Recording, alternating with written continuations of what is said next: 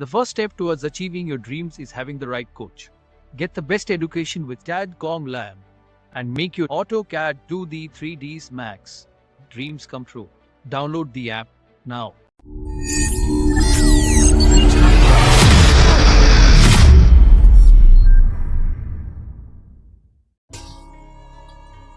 Hello guys, welcome back in CAD.com Lab.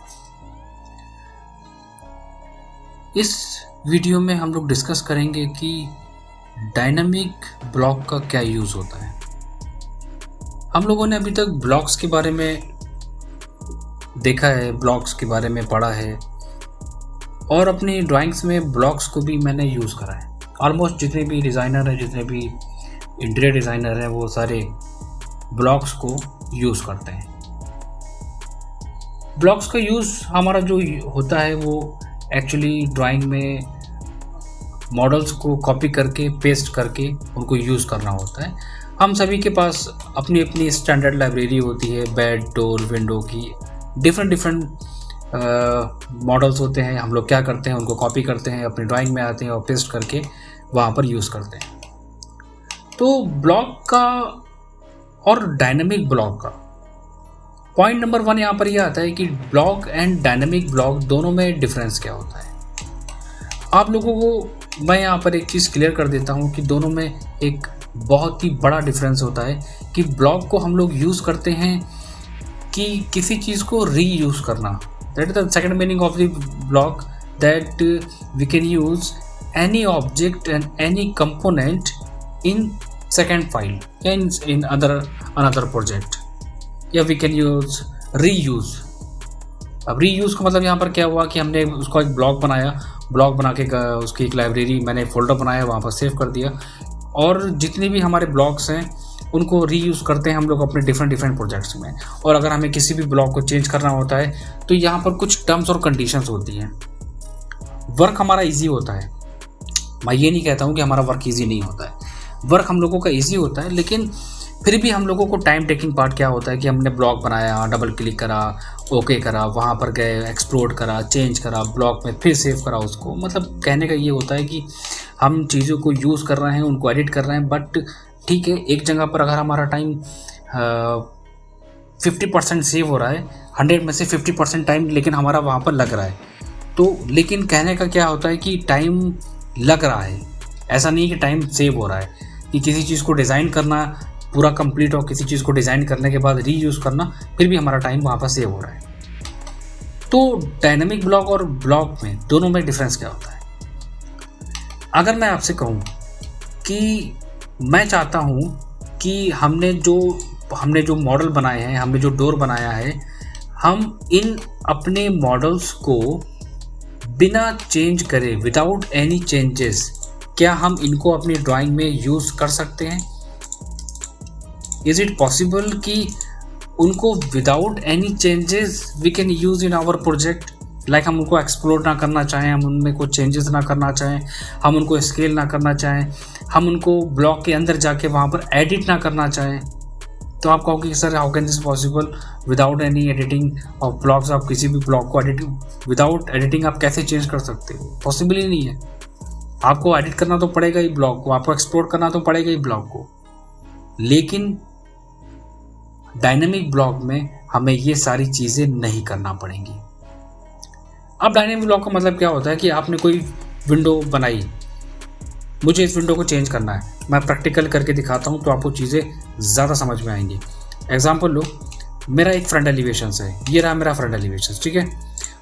आपने क्या करा, आप ड्राइंग बना रहे हो और मैंने आपसे कहा कि एक काम करो, यहाँ पर एक विंडो ऐड करा दो। आपने क्या करा, सिंपली वहाँ पर विंडो ऐड करा दी, ठीक है। अब मैंने आपसे कहा कि ये आपने विंडो जो ऐड कराई है वो ठीक है, लेकिन एक काम करो, ये जो मैं आपको लिमिट दे रहा हूँ ना, इस विंडो को यहाँ तक बढ़ाओ। आप कहोगे यार ठीक है, ये तो बड़ा टाइम टेकिंग पार्ट हो गया, मैं डबल क्लिक करूँगा, ब्लॉक के अंदर जाऊँगा, वहाँ पर एडिट करूँगा, फिर बाहर आऊँगा, फिर सेव करूँगा। डायनेमिक ब्लॉक में क्या होता है, मैंने डायनेमिक ब्लॉक की लाइब्रेरी ओपन करी, वहाँ से कॉपी करी, ड्राइंग में पेस्ट करी, ऑब्जेक्ट को सेलेक्ट करा, पॉइंट पकड़ा और ये लो विदाउट एडिटिंग चेंज हो गया। फिर मैंने आपसे क्या कहा कि इसकी हाइट बढ़ानी है विदाउट चेंजेस, को ड्रैग करा, सिंपल। अब आप कहोगे यार ये तो बहुत ही ईजी वर्क हो गया। इसका मतलब क्या हुआ कि अब तो हम किसी भी ऑब्जेक्ट को बिना चेंज करे जहाँ तक चाहें, जितना चाहें हम उतना स्ट्रेच कर सकते हैं। वो चाहे हमारा ऑब्जेक्ट क्यों ना एक विंडो हो, और हम ऐसे अगर डायनामिक ब्लॉकर बना के रखेंगे तो ऑब्वियसली वर्क मेरा बहुत ईजी हो गया। अगर हम डिफरेंट मॉडल्स को बना के रख लेंगे, हमको चेंज करने की ज़रूरत नहीं पड़ी। सोचो कितना टाइम मेरा सेव हो गया। दूसरी कंडीशन क्या होती है, आपने डोर बनाया। अब ठीक है, फ्रंट एलिवेशंस में हम लोग डोर को प्लेस करते हैं तो ऑब्वियसली स्केल करके या ब्लॉक को एडिट करे बिना चेंज नहीं कर सकते। और डायनेमिक ब्लॉक में आप जैसे चाहो, जहाँ पे चाहो उसको आप एडिट कर सकते हो। ये मेरी खुद की लाइब्रेरी जो मैंने बनाई है।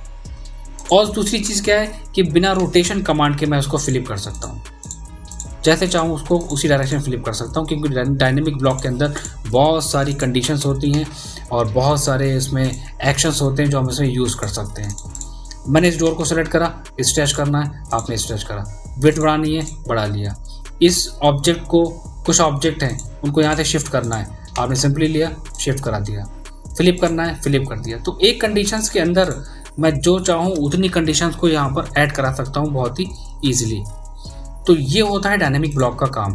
तो कहने का मतलब क्या हुआ कि डायनेमिक ब्लॉक के थ्रू हम जो चाहें, जैसे चाहें उसको चेंज कर सकते हैं। यहाँ तक कि आप क्या करते हो, बहुत ही डिटेल में, बहुत ही आराम से मैं आपको डिस्कस करके बताऊंगा सारी चीज़ें ताकि वर्क ईजी हो। आपने क्या करा कि एक फ्रंट एलिवेशन बनाया, और ऑब्वियसली अगर हम फ्रंट एलिवेशन बनाएंगे तो उसमें क्या होता है कि कोई बेड है या कोई भी मॉडल है हमारा, तो उसको जब हम फ्रंट एलिवेशंस में प्लेस करते हैं तो हम लोग नोटिस क्या करते हैं कि फ्रंट एलिवेशंस में कोई आपका किचन कैबिनेट मान लो, और मैं इस कहूँ कि काम करो, इस किचन कैबिनेट को चेंज करो, आप उसको चेंज करना पड़ेगा। लेकिन अगर मैं हर एक ऑब्जेक्ट को, यहाँ तक कि पूरा इंटीरियर, एक कंप्लीट इंटीरियर का सेट अगर मैं डायनामिक ब्लॉक में कन्वर्ट करता हूँ तो आपको पता है उससे बेनिफिट क्या रहता है। मान लो एग्जांपल, मैंने इसको कॉपी करा और अपनी ड्राइंग में पेस्ट करा, ठीक है, तो ये रहा हमारा front elevation, just an example. अब आप क्या करोगे, आप इसको स्केल करोगे, ठीक है, आपने स्केल कर लिया।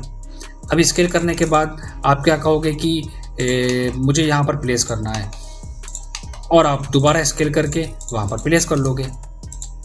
लेकिन कभी कभी कंडीशन हमेशा एक सी नहीं रहती है, चेंजेस तो ऑब्वियसली ड्राइंग में होते हैं। अब प्रोजेक्ट में हमारे क्लाइंट के इस टेबल का साइज है 3 फीट, हाइट है इसकी 2 फीट। अब आप क्या करेंगे, ऑब्वियसली आप डबल क्लिक करके ब्लॉक में जाएंगे, वहां पर एडिटिंग करेंगे, ब्लॉक को सेव करके देन आप यूज करेंगे। डायनेमिक ब्लॉक में क्या है, आपकी टेबल का साइज है 3 फीट, इजिली क्रिएट करा। टेबल की हाइट है आपकी थोड़ा सा डिफरेंट, आपने उसको भी एक्सटेंड करा और मैंने इसको मूव करा लिया, टाइम सेव। अब आप कहोगे इनका क्या करेंगे, इनको भी हम इजिली मूव करा सकते हैं, इनको भी हम स्केल कर सकते हैं। जो ऊपर लैंप हमारा रखा हुआ है टेबल लैंप, इसको भी हम शिफ्ट कर सकते हैं, इसकी हाइट वो भी हम इंक्रीज कर सकते हैं। तो एक साथ हमने कितने एक्शन यूज़ करे, और आप जस्ट इमेजिन कि इसके थ्रू हम अपनी ड्राइंग कितनी इजीली क्रिएट कर सकते हैं। एक और पॉइंट मैं डिस्कस करता हूँ।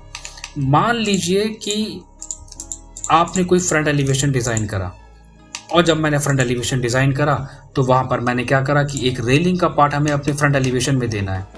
और जब हम रेलिंग का पार्ट देंगे तो बहुत ही टिपिकल वर्क होता है, बहुत ही टिपिकल मूवमेंट, बहुत टाइम होता है वहाँ पर कि उसको सेलेक्ट करो, कॉपी करो, उसको ट्रिम करो। डायनेमिक ब्लॉक में क्या होता है, आपने एक सिंगल कंपोनेंट डायनेमिक ब्लॉक में कन्वर्ट करा, जैसे ही मैं उसको स्ट्रेच करूँगा अपने अकॉर्डिंग जितना चाहो उतना आप उसको एक्सटेंड करो। कोई भी रेलिंग जैसा से टिपिकल डिज़ाइन क्यों ना हो, आप इजीली डायनेमिक ब्लॉक में काम कर सकते हैं। तो ये यूज़ होता है। क्या हुआ, टाइम सेव हुआ। बात यहाँ पर कंपोनेंट को बनाने की नहीं आ रही है, बात यहाँ पर ये आ रही है, बात को समझिए कि मेरा कहने का मतलब क्या हुआ कि इससे हमारा टाइम सेव हो गया। हम कोई भी इंटीरियर के फंक्शंस को, लाइक अगर हमारा वो डोर से लेके विंडो तक क्यों ना हो, मैंने आपसे कहा कि एक काम करते हैं, हमने कोई लेआउट बनाया है और यहाँ पर विंडो का साइज़ चेंज करें। ठीक है, आप कुछ भी करोगे, जितना शॉर्ट तरीका यूज़ करोगे, लेकिन स्केल करोगे, मूव करोगे, एक्सटेंड करोगे, इससे ज़्यादा आप कुछ नहीं कर सकते। डायनेमिक ब्लॉक में क्या है, विंडो का साइज़ एक्सटेंड करना है, एक्सटेंड, कम करना है, कम, increase, and decrease both. Flip करना है विदाउट रोटेशन, मैं इसको फ्लिप करूँगा, फ्लिप एंड फ्लिप। मूव कराना है, सेलेक्ट करा एंड रोटेट, किसी भी एंगल पर रोटेट करा सकते हैं। तो हम चाहे हमारा वो बेड क्यों ना हो, इस बेड को हमने यहाँ से उठाया, यहाँ शिफ्ट कर दिया, इसको स्ट्रेच करना है, स्ट्रेच कर दिया, कुछ भी कर सकते हो, कोई भी एक्शन आप अपनी ड्राइंग में यूज़ कर सकते हैं डायनामिक ब्लॉक का। इससे इजी क्या होता है, इससे हमारा वर्क फास्ट हो जाता है, हम जो चाहें वो चेंजेस इसमें कर सकते हैं। एग्जांपल लो, सबसे मोस्ट इंपॉर्टेंट मैं एग्जांपल देता हूँ, इससे ज़्यादा आपको और कुछ नहीं क्लियर होगा। मैंने ये फ्रंट एलिवेशन बनाया, ऑब्वियसली अब जब आप लोग डिज़ाइन करते होंगे तो आप लोगों को एक बहुत ही टिपिकल सिचुएशन को फेस करना होता है। वो क्या कि अगर मैं यहाँ पर बेड को प्लेस करूँगा तो ऑलमोस्ट हमारे, मैं टाइम तो नहीं बताऊँगा कि कितना टाइम हमारा जाएगा, कितना टाइम हमारा वेस्ट होगा वहाँ पर, लेकिन मुझे इतना ज़रूर पता है कि वहाँ पर हमारा 90% टाइम हमारा चला जाएगा ब्लॉक को एडिट करने में। क्योंकि इंटीरियर डिज़ाइन करना या फिर अगर एक्सटीरियर के मॉडल्स हैं उनको डिज़ाइन करना, हम प्रोजेक्शन के थ्रू चीज़ें तो ईजिली क्रिएट कर लेते हैं, बट ऑब्जेक्ट्स को एडिट करने में टाइम वेस्ट कर देते हैं। अब ये आ गया, बेड का साइज़ है 6 फीट। आप कहोगे यार इट्स वेरी डिफ़िकल्ट, अब मैं उसको ब्लॉक में जाऊँ, एडिट करूँ, उसको स्केल करूँ, बहुत दिक्कत है। लेकिन डायनेमिक ब्लॉक में क्या है, आपने क्या करा, इसको यहाँ से शिफ्ट करा। अब मैंने आपसे क्या कहा, इसका साइज़ हमें देना है 6 फीट। मैं कंप्लीट बेड को, जितना हमारा बेड होगा मैं टोटल उसको 6 फीट कर दूंगा, यहाँ तक कि हमारा, हम जो छोटे छोटे मॉडल हैं उनको भी वहाँ से शिफ्ट करके कहीं भी रख सकते हैं। आप सोचिए कि हमारा टाइम कितना सेव हुआ, कितनी ईजिली हमने अपने इंटीरियर को डिज़ाइन कर लिया। ये फ़ोटो फ्रेम यहाँ नहीं चाहिए, हाइट बढ़ा ली, इसकी लाइन इंक्रीज करनी है, इसकी हाइट इंक्रीज करनी है, इंटीरियर मेरा रेडी हो गया। मतलब क्या हुआ कि मैंने 70% मैं कहूँगा मेरा वर्क रेडी, मेरा फ्रंट एलिवेशन रेडी हो गया। अब मेरा काम बचा क्या है, सिर्फ डिटेलिंग करना, मटेरियल देना, टैगिंग करना, दैट्स ऑल। तो इसके थ्रू हम कुछ भी कर सकते हैं। वो आपका चाहे वो एक गेट क्यों ना हो फ्रंट एलिवेशंस का, या फिर आपका कोई विंडो क्यों ना हो प्लान की, या फिर एक्सटीरियर की, उसको अगर हमें एक्सटेंड करना है। और एक मोस्ट इम्पॉर्टेंट चीज़ क्या होती है, हम स्टेयर्स बना रहे हैं, डिफरेंट स्टेयर्स बना रहे हैं, ऑफसेट ले रहे हैं राइजर के, लैंडिंग को क्रिएट कर रहे हैं, टाइम चला गया। अब लोग क्या करते हैं, लोग एक प्लगइन है उसको यूज़ करते हैं अपने ऑटोकैड में। तो अब उसकी जगह पे आप यूज़ कर सकते हो डायनेमिक ब्लॉक को। इसमें स्टेयर्स को बढ़ाना है, अब मैं क्या करूँगा, इंक्रीज, स्टेप बढ़ गए, स्टेप कम करने हैं, कम कर लिए। सेकंड वाले डायरेक्शन के स्टेप इंक्रीज करने हैं, इंक्रीज, देन डिक्रीज करने हैं, डिक्रीज। स्टेयर्स की विड्थ बढ़ानी है, विड्थ बढ़ा ली, दिस साइड इंक्रीज, फ्लिप करना है, फ्लिप कर लिया, यहाँ से एक्सटेंड करना है, एक्सटेंड कर लिया। सारी कंडीशंस हमारे पास है, हम जो चाहें मूव कराएं या स्ट्रेच करें या फ्लिप करें, सब कुछ हम कर सकते हैं किसमें, डायनामिक ब्लॉक के अंदर। तो डायनामिक ब्लॉक पे काम करिए। और जैसे कि मान लीजिए ये हमारा क्या है, ये मैंने एक पार्ट ले लिया अपना किचन का, एक किचन काउंटर टॉप का मैंने पार्ट ले लिया जहाँ पर हमारा सिंक का सेक्शन दिया हुआ है। अब मैं क्या करूँगा, इसको सिंपली यहाँ से मूव करा सकता हूँ, ठीक है। अगर मुझे ये नहीं चाहिए तो मैं इसको चेंज कर सकता हूँ। अब देखिए कि मैं एक ब्लॉक के अंदर कितनी चीज़ें यूज़ कर रहा हूँ। विंडो को चेंज कर सकता हूँ, ये ड्रॉअर है हमारा, स्ट्रेच कर सकता हूँ। ये क्या है हमारा, इसको हम यहाँ पर चेंज कर सकते हैं। रेंज है हमारा, माइक्रोवेव रेंज हमारा, एलिवेशन है, मुझे नहीं चाहिए, मुझे प्लान चाहिए, प्लान ले लिया इसका, सिंपल प्लान एलिवेशन। आप एक मॉडल के अंदर 5 to 6 to 10 जितने चाहो उतने मॉडल बार बार चेंज कर सकते हो। ये नहीं चाहिए हमें, इसका डबल चाहिए, सिंक चाहिए हमें, सिंगल, डबल, सिंगल क्लिक में आप जैसे चाहो। यह है हमारा फ्रिज, ये क्या है, फ्रंट एलिवेशन, मुझे चाहिए साइड, जैसे मैं करूँगा साइड, रेडी, प्लान चाहिए, प्लान। तो आप क्या करते हो, आप अगर वॉशरूम की टाइल को बनाते हो तो कितनी मेहनत करनी होती है। कोई एरे करता है तो कोई कॉपी करता है मल्टीपल, कोई कॉपी के अंदर एरे करता है, कितना टाइम टेकिंग पार्ट होता है। अब सोचिए डायनेमिक ब्लॉक से क्या हुआ, सेलेक्ट करा, डिक्रीज, टाइल्स को इंक्रीज करना है, इंक्रीज, टाइल की हाइट इंक्रीज एंड डिक्रीज। तो डायनेमिक ब्लॉक टेक्स्ट से लेके हर एक चीज़ तक आप यूज़ कर सकते हो बहुत ही ईजिली। तो एक बहुत ही बड़ा, एक बहुत ही डिटेल पार्ट है जो कि हम इस वाले पार्ट को अपने कोर्स के अंदर ऐड करके फॉलो करते हैं। बच्चों को उनको बताते हैं कि उनके इंटीरियर, जो वो लोग इंटीरियर सीखते हैं या वो कोई एक्सटीरियर सीखते हैं या कोई आर्किटेक्चर सीखते हैं, तो उनके इस चीज़ के थ्रू उनकी जो वर्किंग है कितनी स्ट्रॉन्ग होती है, उनका जो लेवल है वो कितना स्ट्रॉन्ग होता है, उनका जो टाइम होता है, टाइम सेव करना अपने प्रोजेक्ट में, that is also very important for him, कि अब वो कितनी फास्ट काम कर सकते हैं। तो आप लोगों को एक आइडिया मैं देता हूँ कि डायनेमिक ब्लॉक का काम एक्चुअली होता क्या है। आप मान लीजिए मैंने यहाँ पर एक विंडो बनाई, ये क्या है, ये एक मैं सिंपल एक विंडो क्रिएट कर रहा हूँ। मैं आपको एग्जांपल दिखाता हूँ कि डायनेमिक ब्लॉक का मतलब होता क्या है, क्योंकि ये एक बहुत ही बड़ा पार्ट है और बहुत ही डिटेल में है। तो अगर आप लोगों को अगर आप लोग इस पे काम करना चाहते हैं, अगर आप सीखना चाहते हैं, तो प्लीज़ आप मुझे बताइएगा, तो मैं आपको इस डायनेमिक ब्लॉक पे वर्क करना बताऊंगा। इसकी लाइब्रेरी को मैं आपको प्रोवाइड करा दूंगा। ये मेरी विंडो का एक सिंपल प्लान है, मैंने यहाँ पर ड्रॉ करा है और मैं इस पर कुछ एक्शंस यूज़ करना चाहता हूँ। अब वो एक्शंस क्या यूज़ करना चाहता हूँ, सबसे पहले मैं इसे ब्लॉक में कन्वर्ट करूँगा, नेम डाल दूँगा window, then select object, select करके एंटर, बेस पॉइंट पिक करूँगा और ओके कर दूँगा।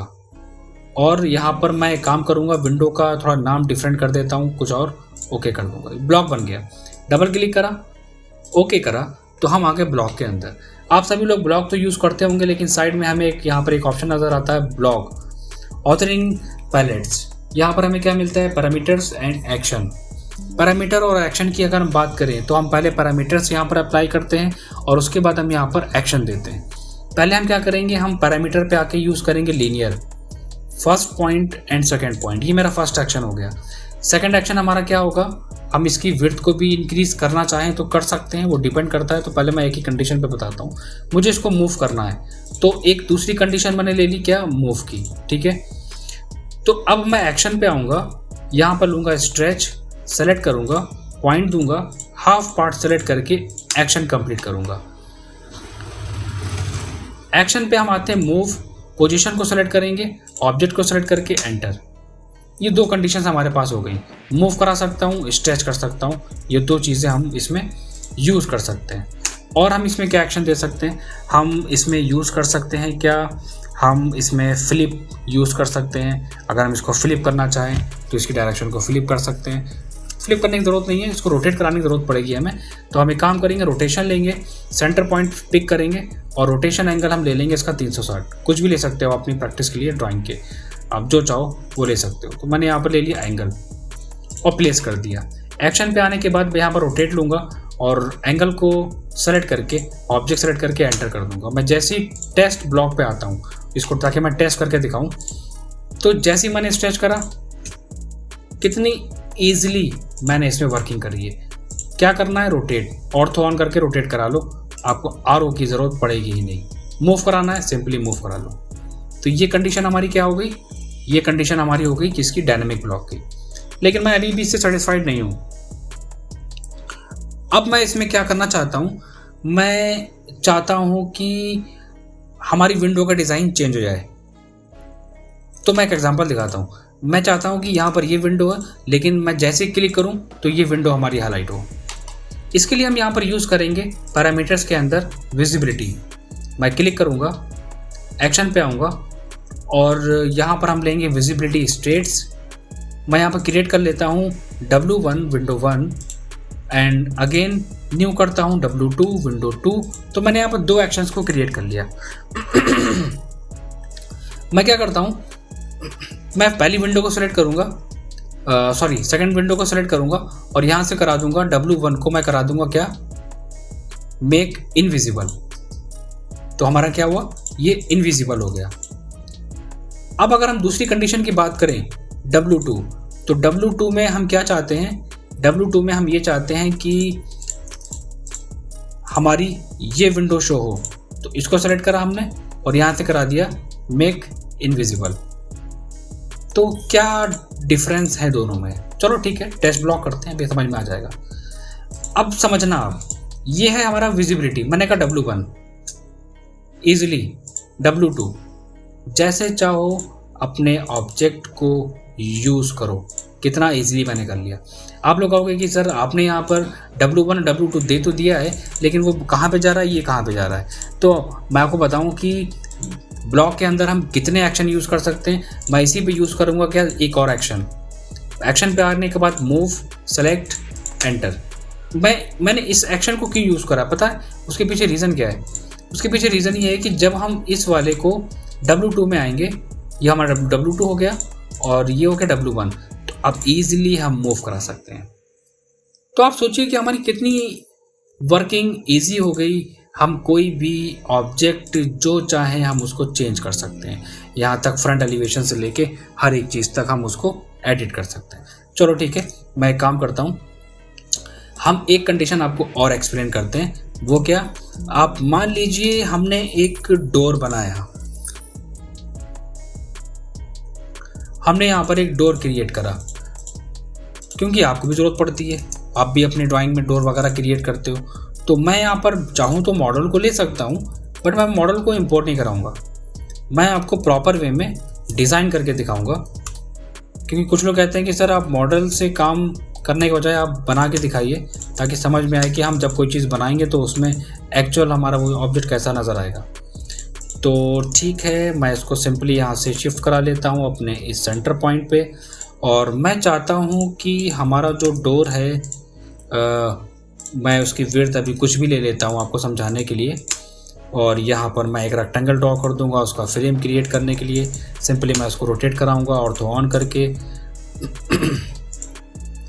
और REC enter, this one select, RO enter, ये पॉइंट मेंशन करो और ये देन हम यहाँ से लेंगे स्टार्ट एंड डायरेक्शन आर्च को।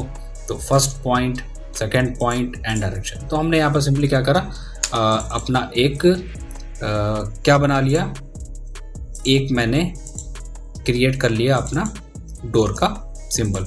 तो मैं लाइन को यहाँ पर दूंगा और ज्वाइन करा लूँगा इसको और इस कॉर्नर से, मतलब एक लिमिट हमने वहाँ पर मेंशन कर दी। अब हम इसमें क्या कर सकते हैं, बहुत ही इंटरेस्टिंग चीज़ है। अब हम इसको ब्लॉक में कन्वर्ट करेंगे। Select object, enter, base point, pick point मैंने लिया, ओके करा, ठीक है, ब्लॉक बन गया। डबल क्लिक करते हैं, ओके करते हैं। अब मैं इसमें क्या क्या एक्शंस यूज़ कर सकता हूँ। सबसे पहले मैं एक काम करूँगा कि हमारी जो थोड़ा सा वर्किंग स्क्रीन है, मैं उसके कलर को थोड़ा सा चेंज करना चाहूँगा ताकि आप लोगों को क्लियर नज़र आए कि मैं क्या क्या एक्शंस यूज़ कर रहा हूँ उसमें। पहले हम पैरामीटर्स में आते हैं और लीनियर पे आते हैं। लीनियर का मतलब हो गया कि हम इस डोर को स्ट्रेच करना चाहते हैं। एक्शन पे आए, यहाँ पर स्ट्रेच लिया, सेलेक्ट करने के बाद पॉइंट। एक बात का ध्यान रखना है कि हमेशा एक्शन में 2 ग्रिप होते हैं, मैं एक ग्रिप को फॉलो करूँगा। Stretch, select, point, select, object select करने के बाद डीसेलेक्ट करो, जिनको स्ट्रेच नहीं करना है एंटर कर दो। चलो ठीक है, एक्शन नंबर 1 हमारा कंप्लीट हो गया। अब हम आते हैं पैरामीटर्स पे, लीनियर पे। अब मैं यहाँ पर देता हूँ सेकंड वाली कंडीशंस, ठीक है। इसके ग्रिप को भी हम यहाँ पर लेंगे 1, ग्रिप 1 हमारा ऐड हो गया।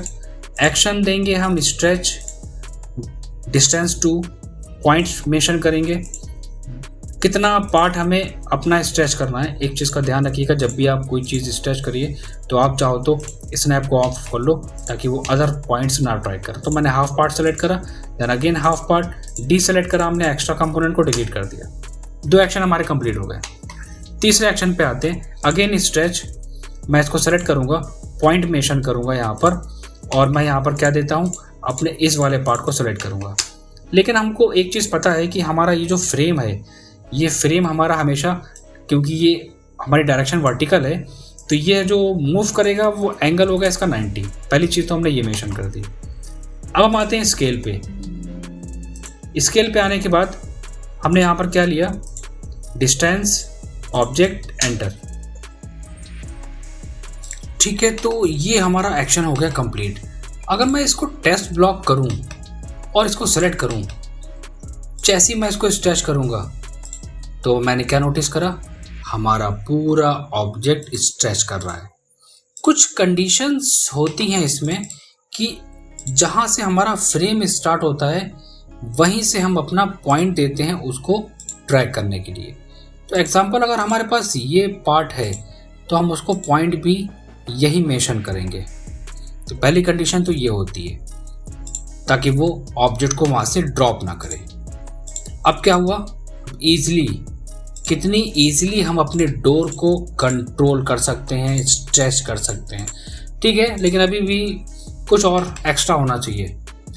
हमको ज़रूरत पड़ती है एक चीज़ की, और वो ये होता है कि हमको अपने डोर को बार बार रोटेट कराना पड़ता है। तो मैं यहाँ पर एक्शन यूज़ करूँगा फ्लिप का एक्शन हमने सेलेक्ट करा और एंटर कर दिया। तो ये हमारा क्या करेगा, हॉरिजॉन्टल फ्लिप करेगा। लेकिन नहीं, हमें डोर को कभी कभी हॉरिजॉन्टल और वर्टिकल भी फ्लिप करना पड़ता है। ठीक है, तो ये कंडीशन दे दी हमने उसको किस चीज़ की, अब ये कंडीशन हमने दे दी उसको सेकंड वाली फ्लिप की। जरा टेस्ट ब्लॉक पे आते हैं, देखते हैं कि क्या हमारी कंडीशन हुई इसकी। अब जैसे ही मैं क्लिक कर रहा हूँ, आप क्या नोटिस कर रहे हैं कि डोर हमारा विदाउट एनी कमांड वो फ्लिप कर रहा है, हॉरिजॉन्टल एंड वर्टिकल। एक और बहुत इंटरेस्टिंग चीज़ बताता हूँ। मैं ये चाहता हूँ कि ये स्केल तो हो, अगर मैं इसको स्ट्रेच करूँ तो ये स्ट्रेच हो, लेकिन कुछ एक स्पेसिफिक डिस्टेंस पे। क्यों?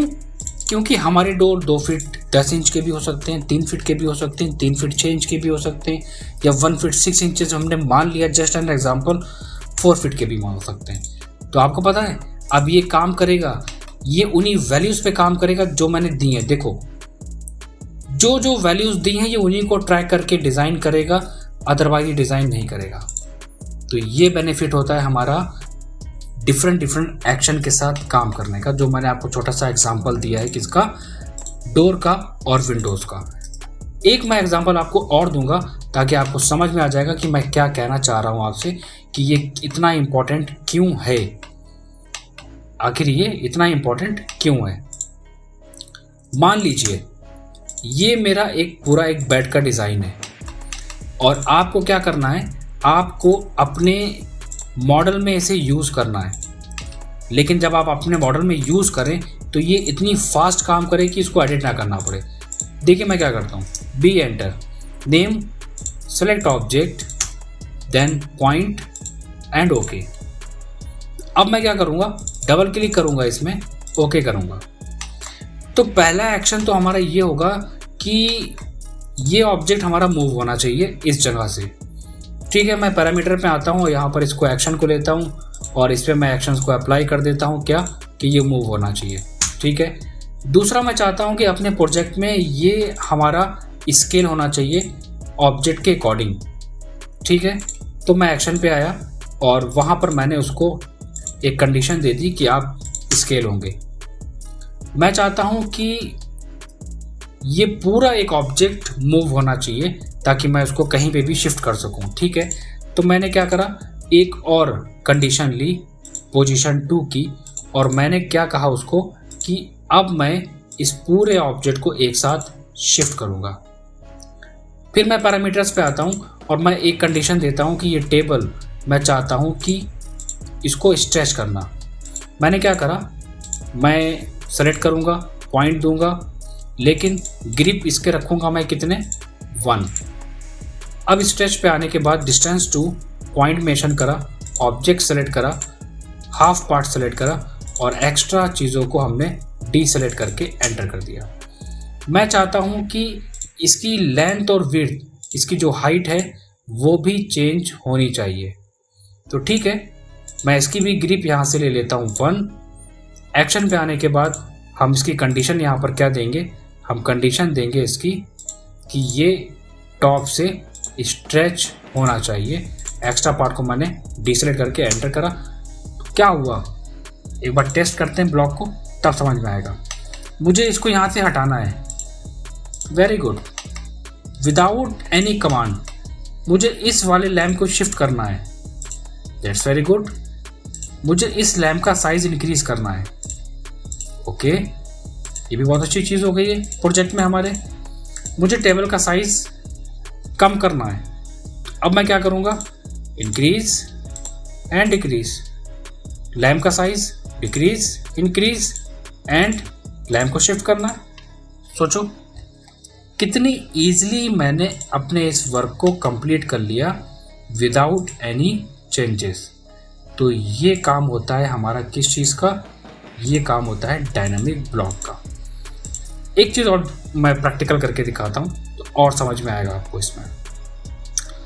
अब मैं इस पे एक चीज़ और अप्लाई करना चाहता हूँ, वो क्या कि ये तो ठीक है, मैं अपने बेड को भी चेंज करना चाहता हूँ।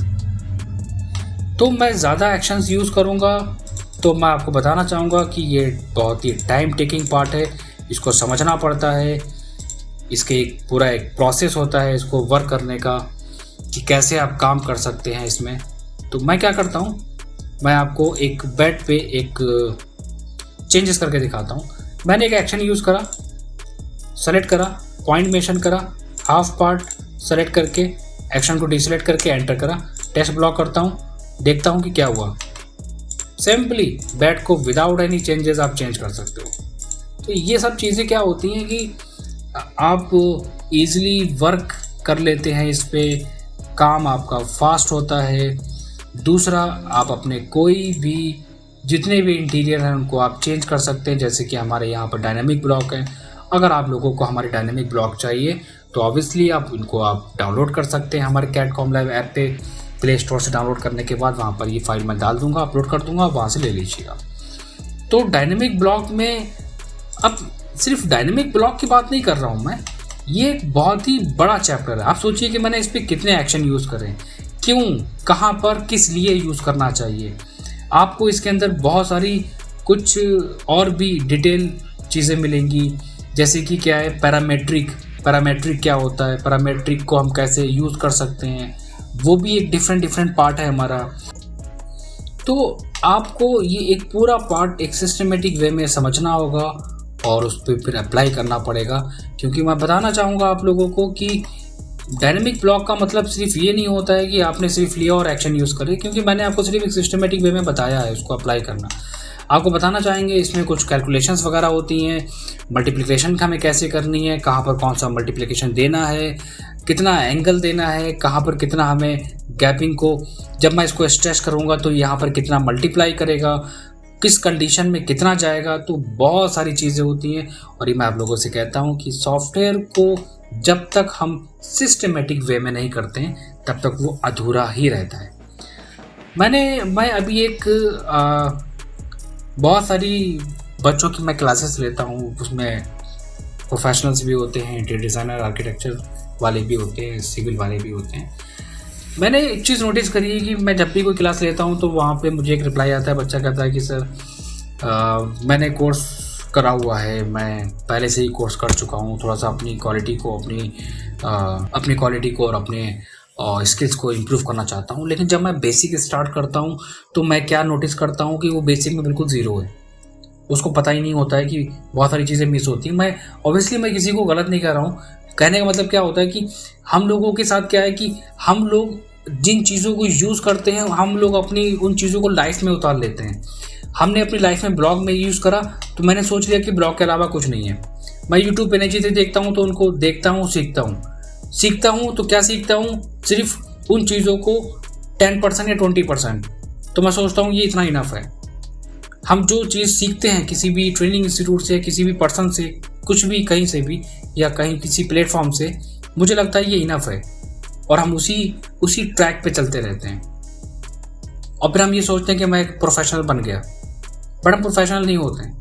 मैं अपना एक्सपीरियंस बताता हूँ। आइए, मुझे ऑलमोस्ट 13 ईयर्स टू 13 ईयर्स मुझे कंप्लीट हो चुका है as a working site engineer, as a project incharge मैं वर्क कर चुका हूँ कंस्ट्रक्शन या इंटीरियर या फिर सॉफ्टवेयर में। तो मैं आज भी अपने आप को अपना लेवल उस लेवल पे काउंट नहीं करता हूँ जो मैं हूँ, क्योंकि मुझे पता है कि सॉफ्टवेयर और नॉलेज इतनी होती है कि जितना आप गेन करें उतना कम है। तो बस मैं यही एक एडवाइस देता हूँ अपने बिगनर्स को, अपने स्टूडेंट्स को, अपने प्रोफेशनल्स को, कि आप अपनी स्किल्स को डे बाय डे इंक्रीज़ करिए, इन्हेंस करिए, चीज़ों को सीखिए। क्यों? क्योंकि आप प्रोजेक्ट्स पे काम कर रहे हैं, आप प्रोजेक्ट्स पे काम कर रहे हैं, आपको आउटपुट देना है, आपको जल्दी से जल्दी प्रोजेक्ट्स को सबमिट करना है। तो आप क्या करेंगे, कुछ शॉर्ट ट्रिक्स को पकड़ेंगे और प्रोजेक्ट को शॉर्ट टाइम में कैसे कंप्लीट करा जाए, ये that is a very important part of your project.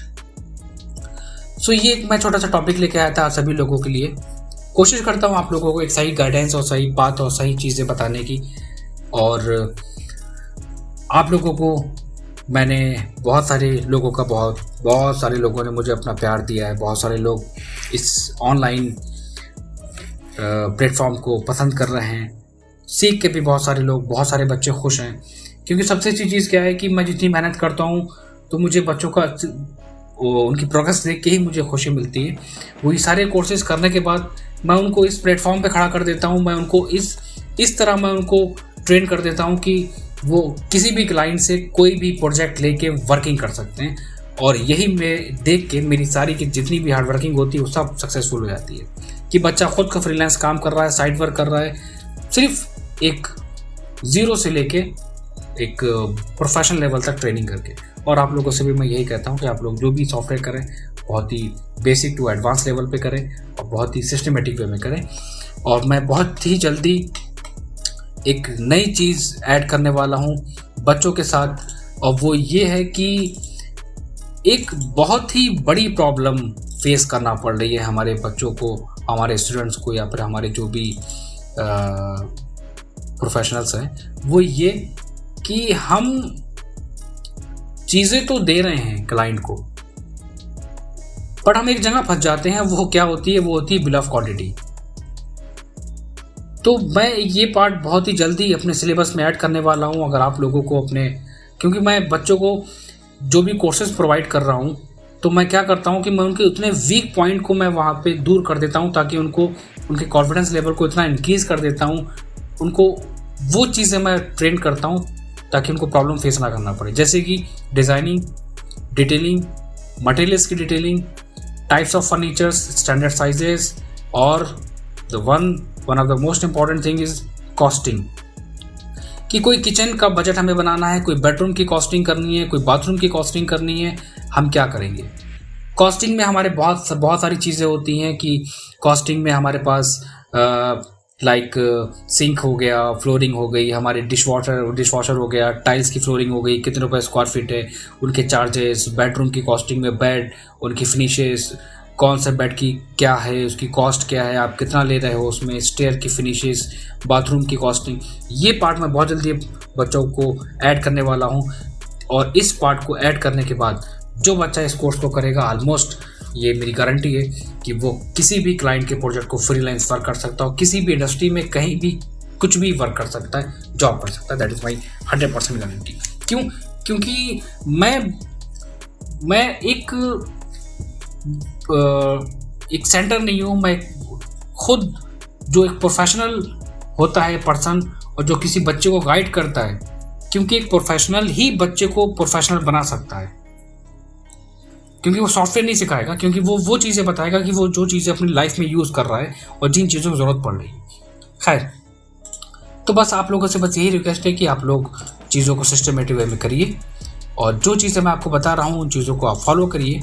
और जो कोई भी हमारे प्रोफेशनल्स हैं, जिनको कोई भी प्रॉब्लम आती है, वो आप मुझसे व्हाट्सएप पे मैसेज कर सकते हैं रिगार्डिंग प्रोजेक्ट, एडवाइस, कुछ भी। मैं आप लोगों के लिए अवेलेबल हूँ फ्री ऑफ कॉस्ट। कोई भी अगर आपको प्रॉब्लम ड्राइंग में आ रही है, सर मुझे सेक्शन में दिक्कत आ रही है, सर मुझे कुछ ये ड्राइंग में दिक्कत है, या फिर मुझे क्लाइंट से ये फेस करना पड़ रहा है, मुझे साइट पे ये हो रहा है, ऑब्वियसली आप कुछ भी फ्रीली आप मुझे मैसेज कर सकते हैं। और मैं कोशिश करता हूँ जब मैं बिजी नहीं होता हूँ तो मैं बच्चों को उनकी कॉल्स का रिस्पॉन्स कर दूँ। तो बहुत सारे कोर्सेज अभी हमारे अवेलेबल हैं, बहुत ही चीप रेट में मैं कहूँगा। मैं प्रेजेंट टाइम में मुझे नहीं पता, आई डोंट नो कि कॉस्ट क्या जा रही है सॉफ्टवेयर्स की, लेकिन मैंने इतनी लो कॉस्ट रखी है फीस कि कोई भी बच्चा फ्रीली ज्वाइन कर सकता है। तो अगर कोई भी इंटरेस्टेड होगा, अगर आप लोगों को लगता है कि आप लोगों को अपनी नॉलेज को थोड़ा सा इन्हेंस करना है, आपको वर्किंग करनी है, फ्रीलांस काम करना है, इंडस्ट्री में जॉब करनी है, किसी के अंडर वर्क करना है, आपको साइट पे वर्क करना है, खुद की साइट देनी है, ऑब्वियसली आप कोर्स को ज्वाइन करिए और आप 3 मंथ्स के अंदर, ऑलमोस्ट 2 to 3 मंथ्स के अंदर आप परफेक्ट होइए और वर्क करिए। तो फ्रेंड्स, कैसा लगा ये वीडियो हमारा, आप मुझे ज़रूर बताइएगा, क्योंकि मैं जितनी हार्ड वर्किंग कर रहा हूँ, जितनी मेहनत कर रहा हूँ, मुझे नहीं लगता कि मुझे इतना अच्छा रिस्पॉन्स मिलता है। आप लोग देखिए, वीडियो को देखना कितना अच्छा लगता है कि आप वीडियो को देख रहे हैं और आप उसको रिप्लाई, मैं चाहता हूँ कि उसका रिस्पॉन्स जब तक नहीं मिलेगा तब तक अच्छा नहीं लगता मुझे। तो मुझे बताइए, कोई कमी है, कोई भी चीज़ एडवाइस दीजिए मुझे, और वीडियो कैसा लगा ये ज़रूर आप मुझे व्हाट्सएप पे बताया करिए कि सर नेक्स्ट टॉपिक आप मुझे ये ऐड करिए, नेक्स्ट टॉपिक में आप ये ऐड करिए। ऑब्वियसली मैं पूरी कोशिश करूँगा उस टॉपिक को ऐड करने की। मिलते हैं हम लोग अपने डिफरेंट टॉपिक के साथ, और नेक्स्ट टॉपिक हमारा बहुत ही इंपॉर्टेंट होने वाला है, आप लोगों को आइडिया नहीं होगा, वो होगा then how to create a bill of quantity of any interiors like bedroom, interior, washroom, anything. Then you can create your POQ with simple steps. अगर आपको आइडिया नहीं है then how we can create like flooring cost, wooden cost, TV unit cost, wardrobe cost, then how to prepare bill estimation, you can say that bill of quantity, then how to create with detailed estimation of quantity in Excel, and I will explain this topic in my next video. Okay, so thank you for watching this video. Thank you again.